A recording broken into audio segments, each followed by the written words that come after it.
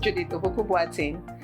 I'm an archivist at the Kwabena Nketia Archives, the Institute of African Studies, University of Ghana. Many people ask me, Judith, why did you decide to be an archivist, right? Why didn't you choose any other profession than to be taking care of old records, And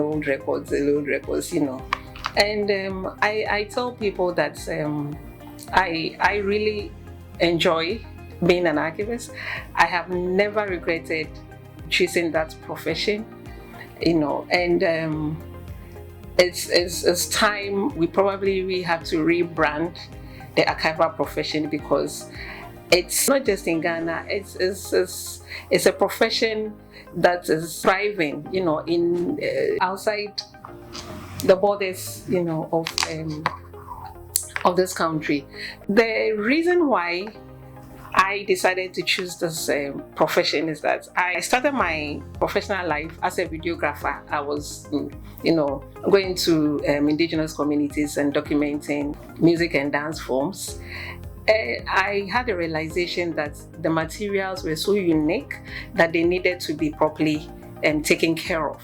Right, so that's actually made me change my career path. Instead of getting into becoming more of a researcher, I decided to rather add the archiving part of it. So archives, as many people think, is more of like an accumulation of historical records in an individual. For me, I would say in an individual, in a media, we could say VHS, cassette tapes and all that, and also in an institution or in a facility, right? And the kind of work we do, we try as much as possible to get in touch with older people, because these people have their storehouses of information, on individual and generational histories, we should even say locally and globally. And as an archivist, we get the opportunity to be able to record all this information from these people, and then we transcribe them and make them available to support research activities within the institute. And then the second part of the archiving, which has to do with the media, is that so much value, has been locked into these objects that we call VHS, quarter-inch tapes, those reel-to-reel and shellacs and all that. Many information is locked in there, and my duty as an archivist is to make sure that we unlock the value, within these media, and then make them available to support research works, teaching as well within the university and beyond. And the other part is also to, which is the facility aspect, is to also make sure that we make the archive a kind of a model, so that we train people. We have to make it enticing for people who are doing information studies and all that, to know that archives is not just about keeping old records and dusty spaces and all that. We try to make it, fun, a fun place to work in, and it helps for the younger generation, especially people within the university, to set their career path straight, on these lines.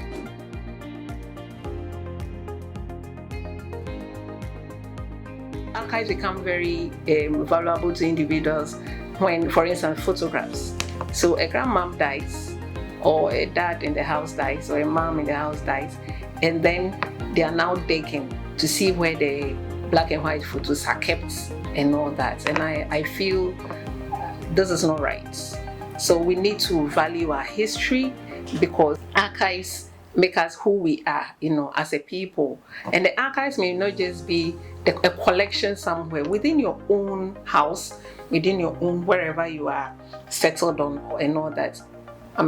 Some documents around you could start putting them together as your own archives, you see, and they will become valuable in the next year or so, and become very, very important historical materials.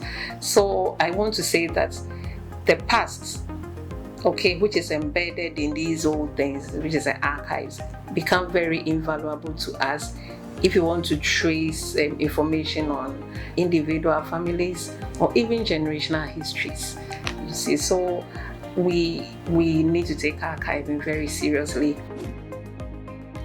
This is the digitization lab of the Kwabena Nketia Archives, and I'm here with my colleague Nat. He's the main technical person here. He's a person that tries to bring these documents, to life. We see them here. They look dead, but they are alive, and it takes the archivists and the technical people who work in the archive to make them alive. These are very interesting historical materials that are locked up, on these records, and they are so rare. Some are so rare. This, for instance, was recorded somewhere in the 1980s.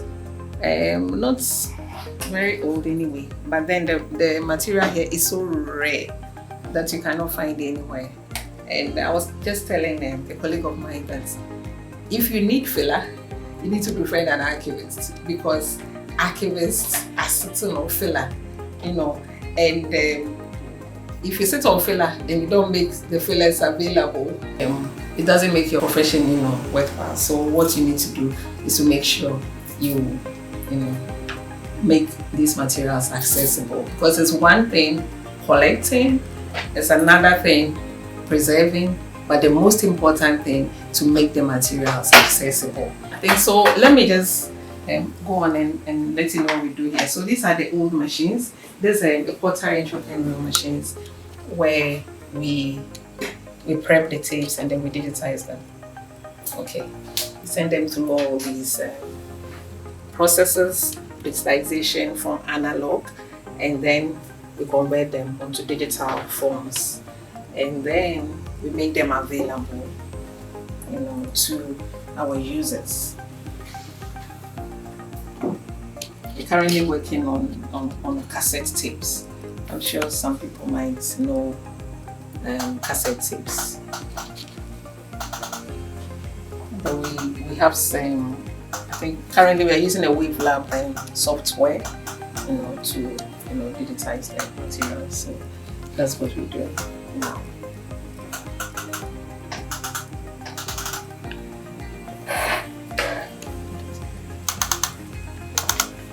And concurrently, my colleague is working on a beta tape, so he's working on them and splicing the tape. So if anybody wants to learn tape splicing and all that, you can visit the archive, and then you get to know all the technicalities involved in preparing a tape for digitization. So this is my favorite spot, my favorite place in the archive is the audiovisual repository. This is where we keep the AV collections, spread out on different media. Okay, so we have from quarter-inch open reels, and these ones. These are the oldest of the collection. So that's how they look like, and there's so much information which is stored on this one. So much information. So since the archive started as a music archive, this is purely like oral histories and music. And when you turn the back, the collectors were very concerned about metadata. You see, very concerned about metadata. So all the information is captured properly here. It's horn blowers from Dwabin. These are from the Gomba area. So these ones.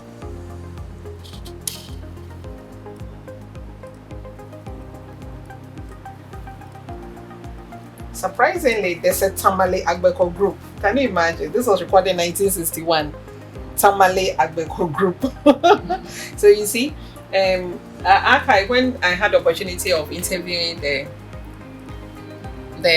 founder of the archive, Professor Nketia, he said his vision was to have all the cultures in Ghana, put in one pot and then cooked, and then the food shared out to almost everybody.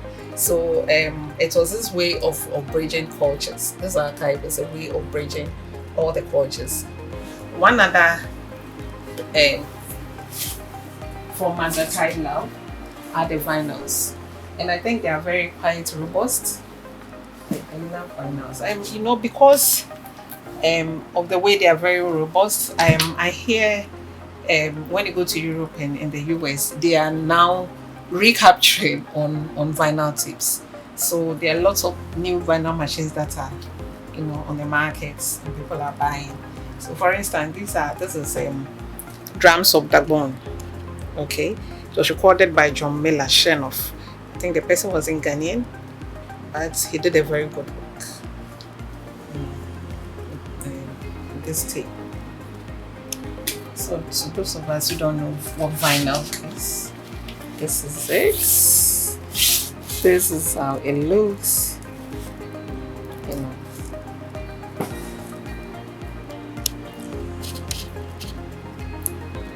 It is quite robust, but it plays very well. I love them. UNESCO has also been good in championing this cause of heritage preservation. When you see this tape, it's a UNESCO collection and is anthology of African music. Okay, recorded several years ago and given out to educational institutions, to keep in their libraries and archives. So I think there's now Memory of the World program being supported, which is a UNESCO initiative, to support all these. And you see how the information is well spread out. You see on this, it is so detailed, and you wouldn't even need to go sit in a library again and read. All these is there. And these days, I think you can even quote audiovisual resources, using this.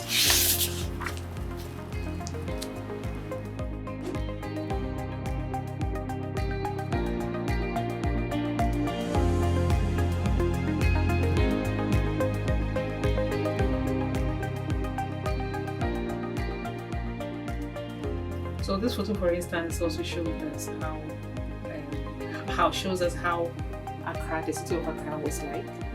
How even our photographers, how our policemen were dressed. You see the policeman in shorts.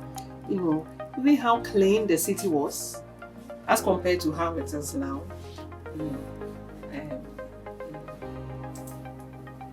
The kind of buses we're using and all that. I think shorts was also in vogue at the time, shorts for men.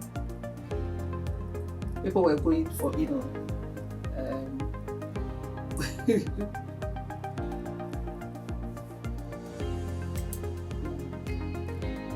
those are Accra, I think in the Palladium area.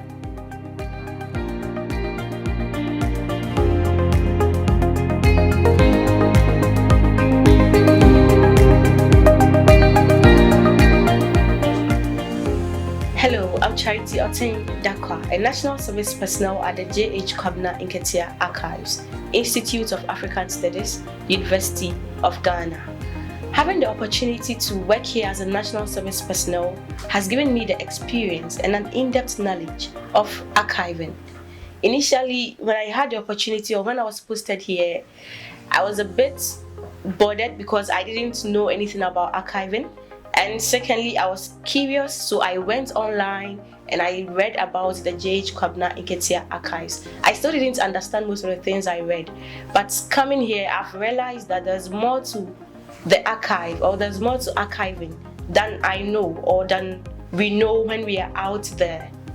As I go about my day-to-day activities here in the archive, which is aimed at serving the needs of researchers, scholars, students, I have had the opportunity to broaden my knowledge, to also learn from the archive and also enrich myself as an individual, because here I first have access to all the materials in the archive before the researcher or before any other student or teacher or the users who come here. So I've been able to learn from the various materials here. I have a first-hand information of the materials here, which has broadened my knowledge. And I've had the chance to also read from different or distinguished professors. And I've also had the opportunity to meet distinguished creators like Manifest, the director of Manifest himself. I've met David Donto and other distinguished artists. Personally, I've read more of Professor Nketia's work, which has enriched my writing skills. It has had a great influence on my writing skills because I've adopted some grammatical sentences from him, which I use in my day-to-day grammar. I know archives are sometimes misunderstood because we do not know what actually goes on in an archive.